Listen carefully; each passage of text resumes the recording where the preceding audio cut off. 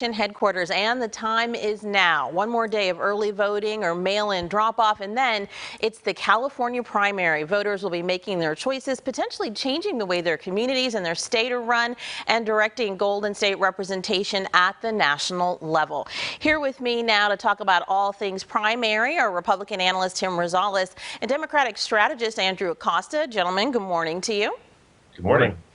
This trip to the polls comes just 9 months after a highly publicized and unusual gubernatorial recall vote, so it would seem like Californians are kind of in the swing with voting, familiar with the process, just having done it less than a year ago.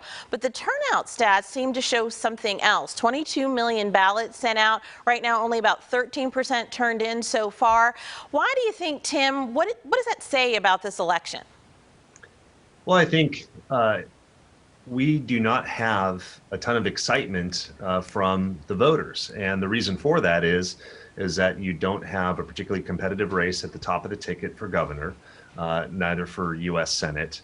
And because this is a primary, we don't have any major ballot initiatives on this ballot. So for voters, certainly huge races for district attorney, for sheriff, for Congress, these primary races, but they don't excite voters like a governor's race does, or like a Senate race does, or initiative. So that's really, I think, one of the big reasons why we're seeing this depressed turnout.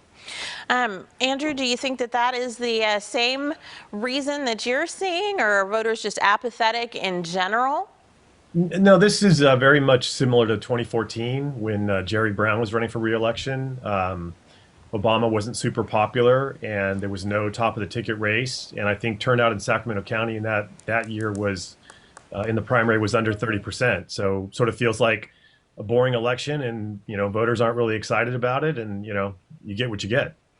We've talked a lot about the midterms and what they could mean for the Biden administration. This could start the shift in the balance of power in Congress. Is there a California race that you've had your eye on statewide that could contribute to that shift, Andrew?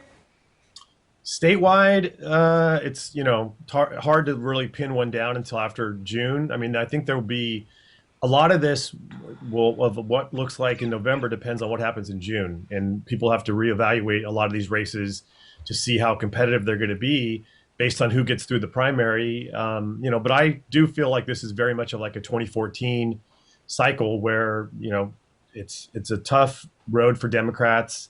New districts, voters aren't really excited about it. They're actually kind of grumpy.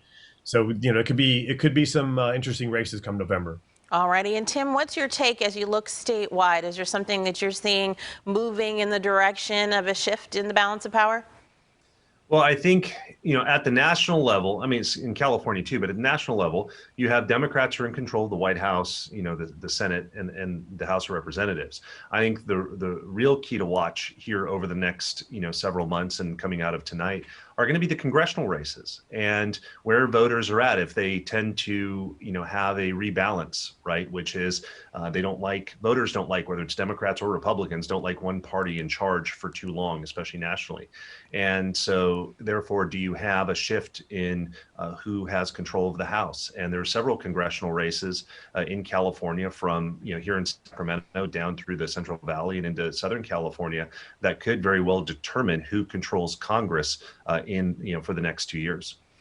Talking about California and national influence here, within the last few weeks, the total was up to like 65 of 69 candidates backed by former President Donald Trump who won their races across the country in this midterm season. Locally, current Sacramento County Sheriff Scott Jones, who's running for Congress, has been very loyal to the former president, showcasing that in his ads. And yet Trump did not endorse him. He endorsed Kevin Kiley in that District 3 race. What gives, Tim?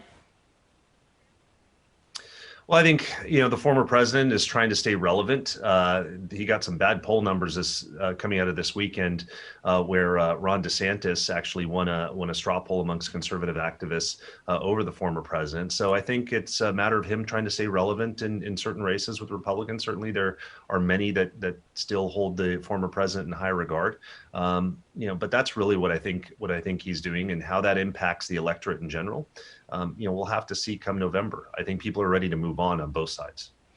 Andrew, what's your take about Sheriff Scott Jones kind of hitching his wagon to former President Trump and then that not working out for him? How do you think it'll play out in the race? Well, I mean, I'm not an expert on what makes Donald Trump tick, but I think there's a lot of Republicans who feel like they need to, send signals to voters that they're the right Republican. And you're seeing that across, you're seeing Democrats play that card out there in other races to try to put their thumb on the scale to influence primaries. So Trump is still out there. I don't know if he's the same factor that he was, but he's sort of in the backdrop and he's, lurking around in some of these races. So we'll see what impact he has in the next, few months. All righty, gentlemen, and just quickly before we run out of time, another big race, Sacramento County specifically. The current district attorney trying to challenge Rob Bonta for the AG post. Right now, the latest Berkeley IGS LA Times poll shows him ahead by double digits. How do you think this one's going to play out, Tim? I'm a big Anne Marie Schubert fan. I hope she is able to get critical mass across California. I think she could be very competitive for the attorney general if she's in the top 2. All righty, and then Andrew? Problem is she's not a Republican. She's a no party preference, and Republicans in this race are looking for Republicans. All righty. Thank you, gentlemen, for this preview of what everybody will be talking about all day tomorrow. And again, Fox 40 has all of your election coverage all day and into the evening with all of the results. We appreciate your perspective. Thank you. Thank you.